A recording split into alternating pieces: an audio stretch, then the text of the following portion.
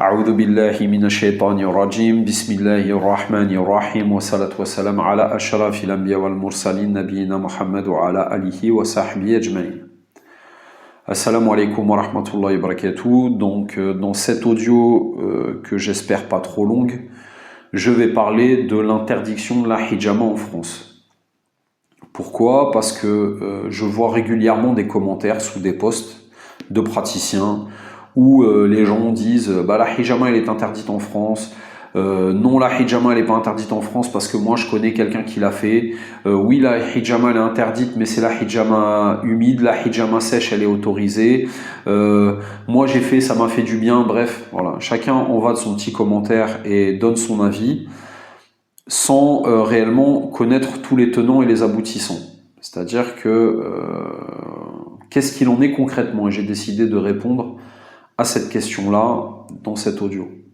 Donc pourquoi moi je me permets de répondre à cette question? C'est parce que j'ai été moi-même inquiété par la justice française et j'ai été condamné par la justice pour pratique de la hijama en France. Alors, avant toute chose, en France, comment se définit l'infraction à propos de la hijama? Donc il faut savoir qu'il n'y a pas de loi qui existe sur la pratique de la hijama, mais il y a une circulaire de l'ordre des médecins. En fait, en France, c'est l'ordre des médecins qui détermine ce qui relève d'un acte médical et s'ils considèrent qu'un acte en particulier fait partie de leurs attributions. Si effectivement un acte est exécuté alors qu'il fait partie de leurs attributions spécifiques des médecins, ils sont en droit de porter plainte auprès du ou de la procureure de la République. Et ensuite, il y a une enquête qui est diligentée. Donc il faut savoir qu'en France, tout acte invasif, donc les piqûres, les micro-incisions, telles qu'il y a dans la hijama, etc., sont considérés comme des actes médicaux. Donc la hijama, dans laquelle il y a des micro-incisions, est considérée comme un acte médical. Donc vous remarquerez quand même que les tatouages, au cours desquels on perce quand même aussi la peau et on injecte des produits chimiques, des colorants chimiques qui des fois s'avèrent toxiques, ou encore le piercing, c'est-à-dire qui consiste à percer de part en part des endroits plus ou moins improbables du corps humain,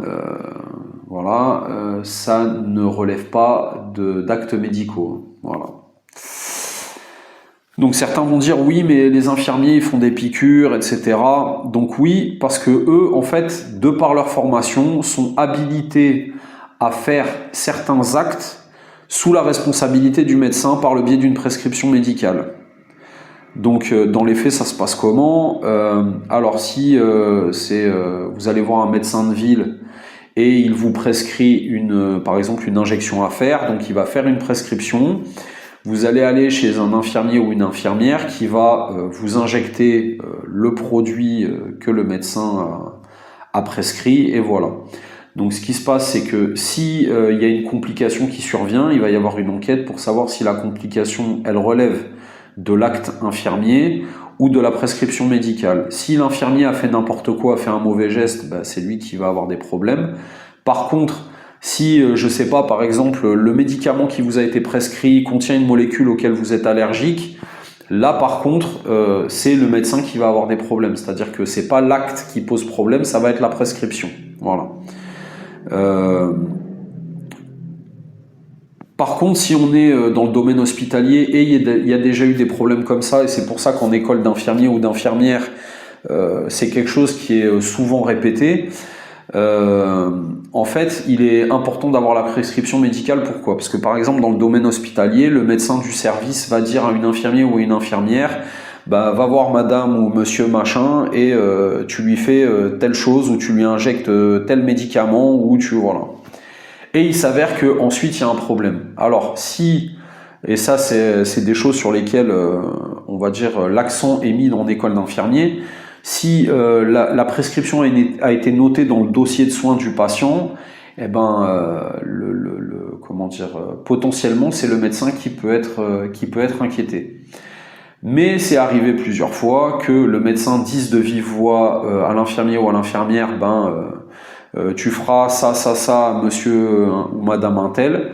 Ça n'a pas été noté dans le dossier, et quand on demande au médecin, il dit non, moi j'ai rien fait, donc tout retombe sur l'infirmier. Donc voilà, c'est pour ça que les infirmiers et infirmières, ils doivent avoir une prescription médicale pour faire ce qu'ils ont à faire.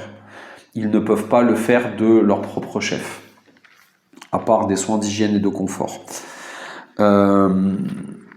Mais bon, rassurez-vous, hein, vous trouverez aucun médecin qui va vous prescrire une hijama en France, hein, je vous le dis. Alors il y en a qui pourraient me dire oui, mais il suffit de trouver un médecin qui fait la hijama. En théorie oui, mais dans les faits non. Parce qu'en fait il faut savoir qu'il y a une volonté de l'ordre des médecins d'étouffer la pratique de la hijama. Alors il y en a qui pourraient me dire oui, mais le médecin il a qu'à le faire. Non, en fait ça se passe pas comme ça.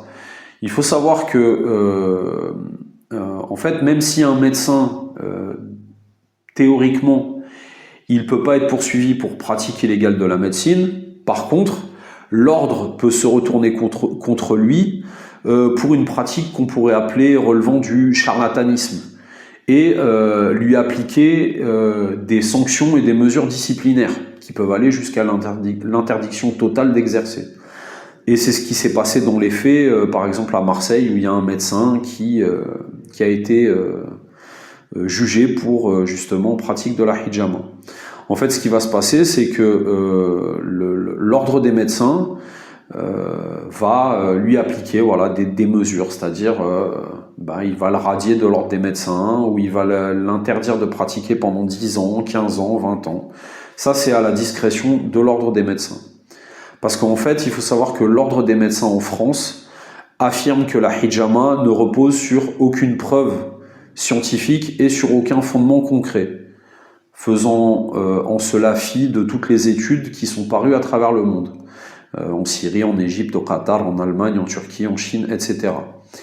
Et allant même jusqu'à mettre de côté un rapport de l'OMS sur le sujet. Donc en gros, quand l'OMS recommande de vacciner les gens contre le Covid sans étude ni recul, là on peut l'écouter. Par contre, quand il fait des recommandations sur le recours aux médecines complémentaires et alternatives, parce qu'elles ont été éprouvées avec le temps et parce que en plus c'est une source d'économie pour les pays qui les pratiquent, et donc la thérapie par les ventouses, ça fait partie des MCA, donc des médecines complémentaires et alternatives, qui sont citées dans plusieurs rapports. Là par contre on l'écoute pas, il n'y a pas de problème.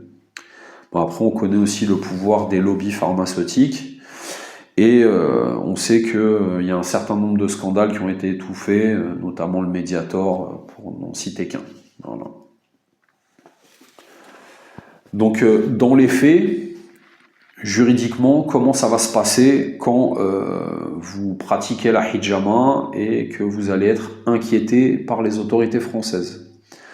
Donc il faut savoir que d'abord il faut un signalement à la préfecture. Donc le signalement il peut être fait par des gens qui vous dénoncent, il peut être fait parce que il y a eu un problème, vous avez fait une séance de hijama à quelqu'un sur laquelle il y a eu une complication et la personne décide de porter plainte contre vous. Il peut y avoir plein de choses en fait. Voilà, ça peut être une dénonciation de la part d'un concurrent, ça peut être ça peut être aussi parce qu'un médecin est tombé sur votre compte au niveau des réseaux sociaux et que voilà, ça lui a pas plu, ça peut être plein de choses. Donc en fait, qu'est-ce qui va se passer?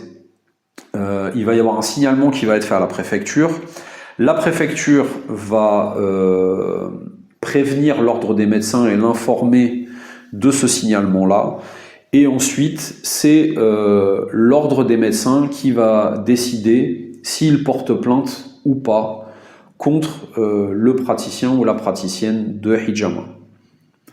Donc il faut savoir que d'abord il va y avoir une enquête préliminaire. Donc pendant cette enquête préliminaire, il peut y avoir des filatures, des écoutes, des fouilles, par exemple fouilles de poubelle ou autres.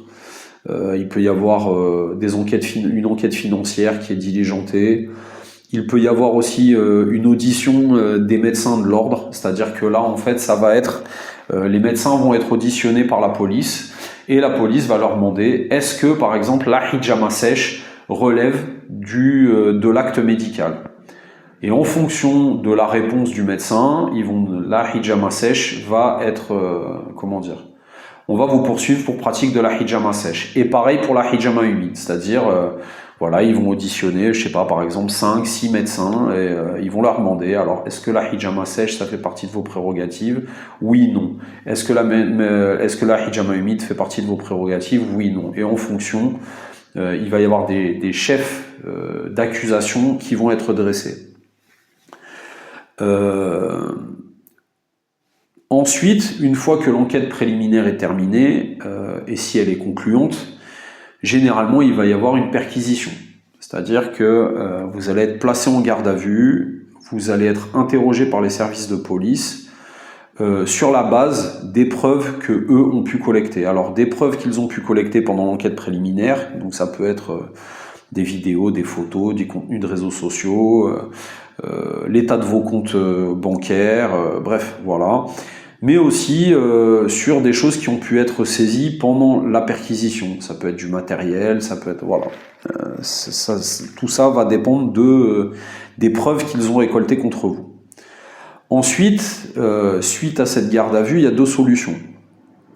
Soit vous êtes remis en liberté et l'enquête va continuer pendant un moment, soit vous allez être déféré devant le procureur. Voilà. Alors, il faut savoir un truc, c'est que en France, pour la hijama, vous pouvez être placé jusqu'à 48 heures de garde à vue, si je dis pas de bêtises.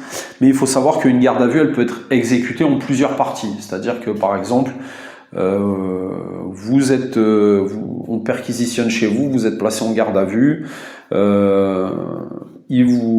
restez en garde à vue, par exemple, je dis une bêtise, pendant 9 heures. Au bout de 9 heures, ils vous relâchent. Il faut savoir que tant que vous n'avez pas fait jusqu'à 48 heures, ils peuvent revenir, vous reprendre, vous replacer en garde à vue et ainsi de suite jusqu'à ce que vous ayez fait 48 heures. Et il faut savoir aussi que pour être déféré devant le procureur, il faut être placé en garde à vue. Donc voilà. Alors après, comme je vous ai dit, l'enquête, elle peut continuer. C'est-à-dire que pendant l'enquête, il peut y avoir encore des écoutes, il peut y avoir encore des filatures. Il peut y avoir l'audit de vos comptes bancaires, encore une fois. Il peut aussi y avoir des auditions de consultants. Voilà. Toute votre vie, en fait, est passée au peigne fin. C'est-à-dire que, voilà, ils vont regarder tous les aspects de votre vie. Donc, une fois tout cela terminé, alors c'est-à-dire, soit vous avez été déféré devant le procureur, devant le ou la procureure à la fin de votre garde à vue, de votre première garde à vue, ils ont fini l'enquête, tout a été bouclé et vous attendez le procès, soit il y a eu plusieurs allers-retours avec la garde à vue, bref, voilà. Mais une fois que tout ça a été bouclé, il va y avoir le procès. Donc, au cours du procès, il faut savoir donc que vous allez être présent avec votre ou vos avocats. Vous allez avoir les membres du tribunal, donc le juge plus ses 2 assesseurs. Nous, il y avait 2 assesseurs. La procureure de la République et les gens qui se sont constitués partie civile. Donc généralement, ça va être l'ordre des médecins qui va être représenté par son avocat ou son avocate. Et voilà, donc au cours du procès, on va vous poser pas mal de questions et il faut savoir qu'on va essayer de bien vous faire comprendre que ce que vous avez fait, c'est très très grave. Voilà, c'est quelque chose de très très très grave de faire de la hijama. Donc au niveau, une fois que tout ça a été passé, c'est-à-dire comment dire, l'étape des questions gênantes, brimades, réprimandes, bref, voilà, voilà, je vous dis, on va vous faire comprendre que c'est pas bien la hijama, voilà. Il va y avoir l'étape du verdict et de la condamnation. Donc au niveau des condamnations, il faut bien comprendre que pour chaque délit et crime, en fait, il y a une peine maximale qui est donnée dans le code de procédure pénale. Et pour ce qui est pratique illégale de la médecine, c'est 2 ans d'emprisonnement et 30 000 € d'amende. Et ensuite, il y a ce qu'on appelle les cas de jurisprudence. Donc il faut savoir que, en fait, la jurisprudence, c'est quoi? C'est les cas qui ont été jugés pour la même chose précédemment. Et généralement, vous allez avoir une fourchette, c'est-à-dire que, par exemple, on va dire la hijama, par exemple, ça va être la peine la plus petite qu'il y ait eu, par exemple, ça va être 6 mois de prison avec sursis, et la peine la plus élevée qu'il va y avoir, ça va être, je sais pas, 18 mois de prison avec sursis, voilà, par exemple. Et ben en fait, généralement, votre condamnation se situera au niveau de la peine de prison avec sursis, dans cette fourchette-là. Ensuite, vous pouvez avoir des dommages et intérêts à payer aux victimes. Alors, ça peut être l'ordre des médecins qui considère qu'il a été lésé, on va dire, de telle ou telle manière par votre pratique, et donc vous devez leur payer des dommages et intérêts. Et ensuite, ou alors s'il y a une victime, ça peut être ça aussi, c'est-à-dire que vous avez mal exécuté votre geste, une personne a porté plainte, bref voilà, vous avez une amende et vous avez des dommages et intérêts à payer. Voilà, et donc cette amende et ces dommages et intérêts vont varier aussi. Alors il faut bien comprendre une chose aussi, c'est que généralement, en plus du versant judiciaire, on va dire, il y a un versant financier, c'est-à-dire que beaucoup de gens qui se font attraper pour on va dire, pratiques de la hijama, c'est des gens qui ont des irrégularités au niveau des finances. C'est-à-dire que, en fait, bon, moi pour ma part, quand il y a eu cette enquête, c'est la branche financière de la police judiciaire qui a mené l'enquête.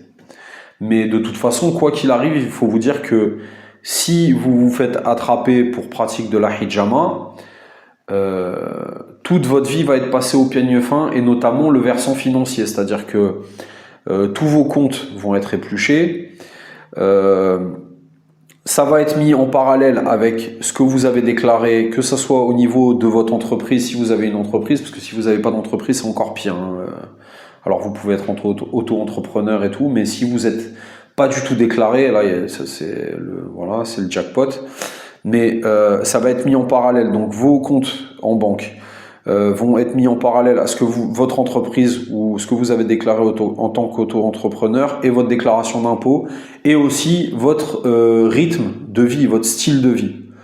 C'est-à-dire que s'ils voient qu'il y a un problème à ce niveau-là, ça va être, comment dire, ça risque d'être problématique, et en plus de, on va dire, vous allez avoir une amende et un redressement fiscal pour ça.